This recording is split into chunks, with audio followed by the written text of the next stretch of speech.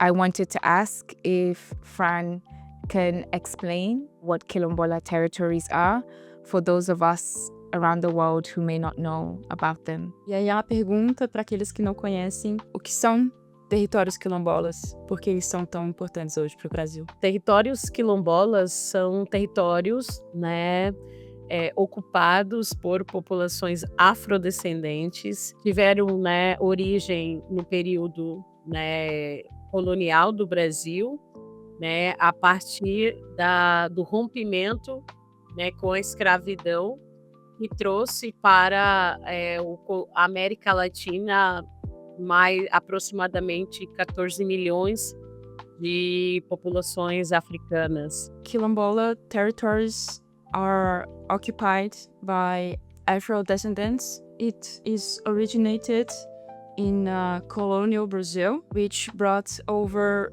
14 million enslaved people from Africa. So they are the people that occupy the